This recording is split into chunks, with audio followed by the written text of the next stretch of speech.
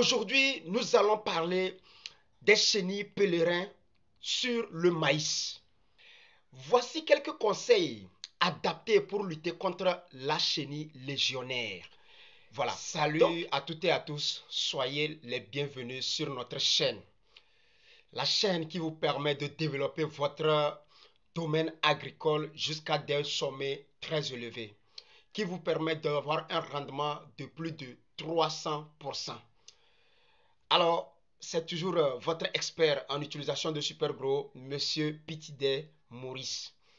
Alors, lorsqu'on se rencontre comme ça, vous êtes sans savoir que nous sommes arrivés avec beaucoup d'informations utiles pour l'avancement de votre production agricole, quel que soit le domaine.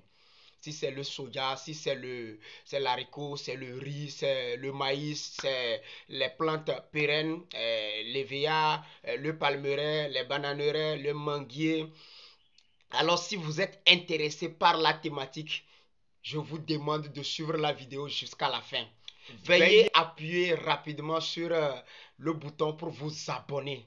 Abonnez-vous et vous allez faire partie de cette communauté qui se bat pour avancer dans la vie avec le travail de leurs mains.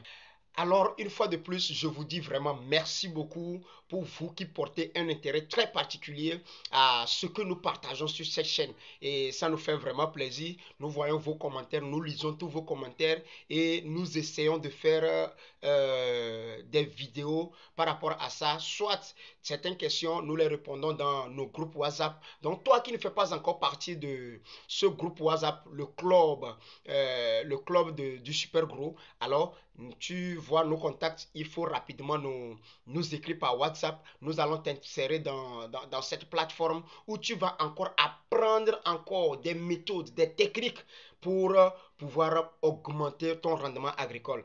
Ceci va t'ouvrir encore l'esprit sur beaucoup d'autres choses parce que nous partageons beaucoup de thématiques là-bas. Voilà. Donc, aujourd'hui, nous allons parler des chenilles pèlerins sur le maïs. Comme tu es en train de voir ça là. Regarde encore. Aujourd'hui, ces chenilles sont un casse-tête chinois pour l'agriculteur. Parce que lorsque tu fais tes efforts et tu mets ton maïs, lorsque le maïs commence par vouloir produire, c'est en ce moment que ces chenilles-là s'installent et déciment immédiatement tout l'effort de votre année. Donc, il y a certaines personnes, lorsque ces chenilles-là arrivent dans le champ, je vous garantis, et ça réduit considérablement le rendement du maïs. Donc, d'où viennent-ils? Comment on peut les détecter et comment on peut les éviter dans notre champ pour préserver notre champ. Donc c'est de ça que nous allons parler aujourd'hui. Si tu es intéressé par la thématique, abonne-toi. Abonne-toi. Va rapidement, je sais que tu ne l'as pas encore fait. Va rapidement, abonne-toi, like la vidéo et partage avec tes amis. Si vous avez aussi des questions, n'hésitez pas à nous écrire en commentaire.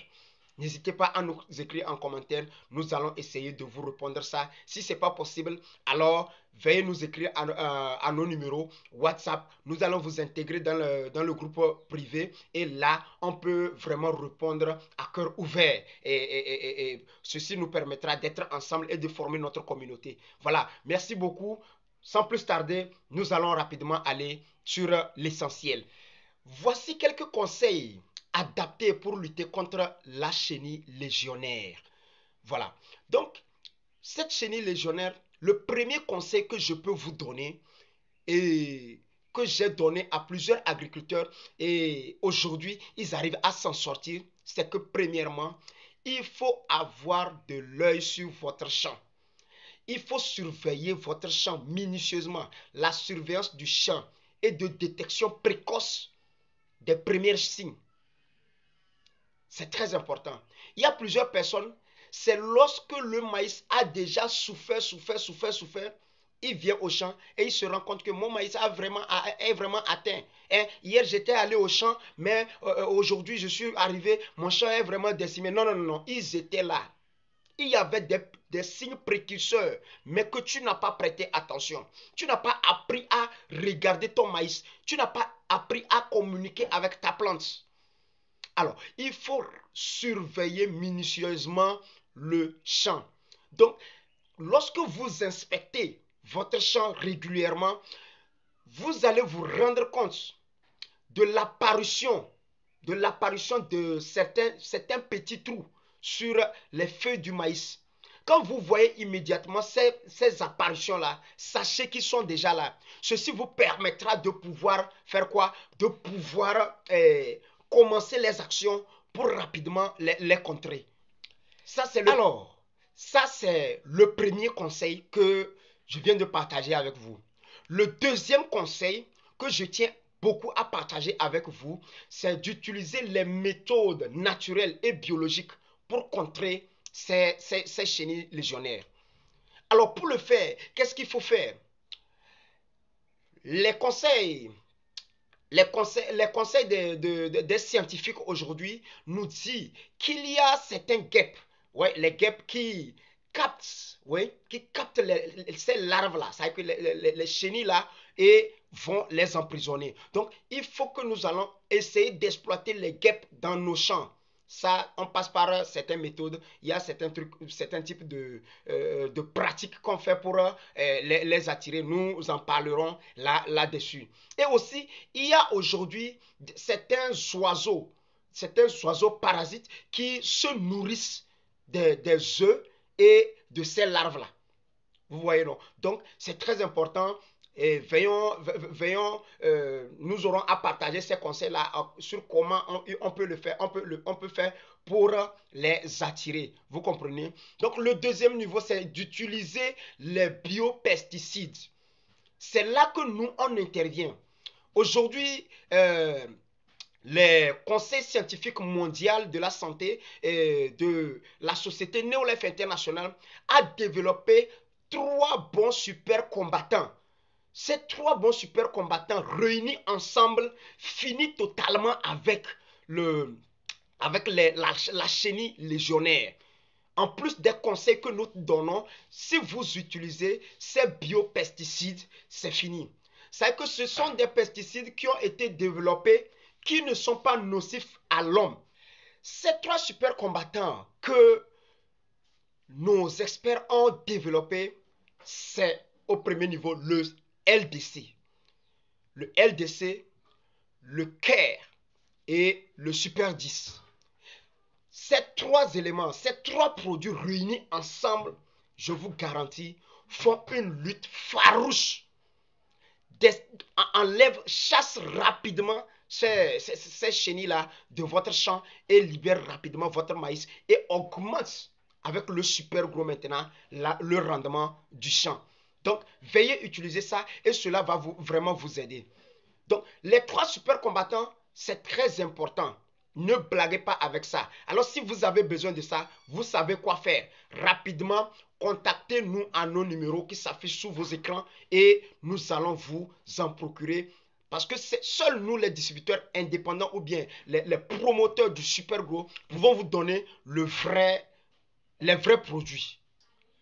Le troisième et dernier conseil que nous allons partager avec vous, mais bien avant de partager ce conseil avec vous, abonnez-vous si ce n'est pas encore fait. Vous êtes en train de me suivre, ça fait un longtemps. Alors, abonnez-vous. Ceci vous permettra d'augmenter notre communauté.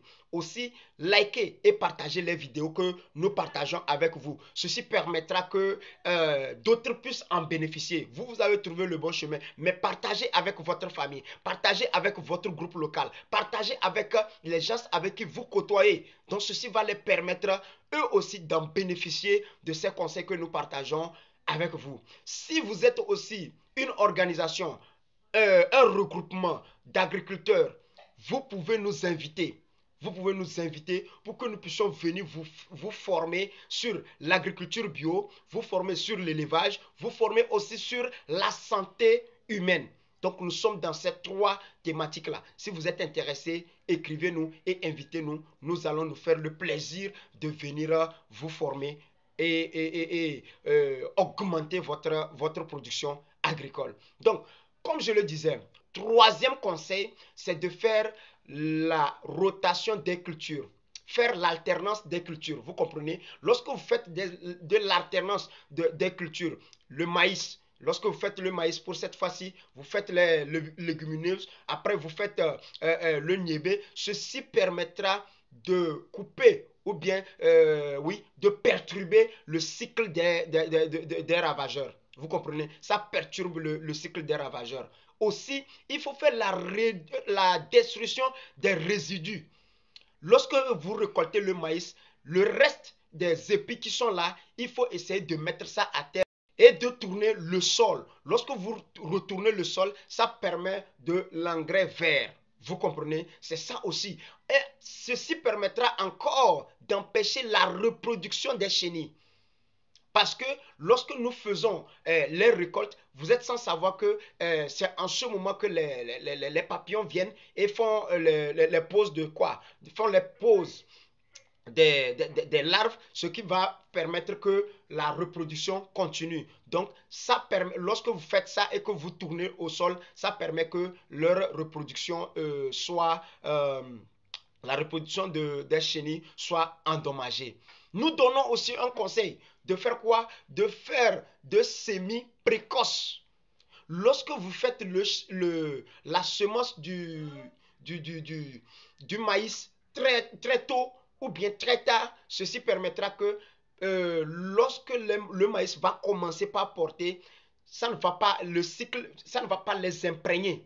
Vous voyez, non? Les chenilles ne vont pas vite arriver. Parce que si c'est le moment où tout le monde a fait le maïs autour de vous, tout le monde a fait le maïs dans son champ, vous allez voir que le déplacement ou bien l'infestation va continuer à haute et intense dommage. Donc, voilà un peu les conseils que nous avions à partager avec vous. Si vous avez des conseils, si vous avez des remarques, faites-le et ça nous permettra de modifier ou bien de performer en avançant. Donc voilà, merci beaucoup. On est ensemble pour gagner.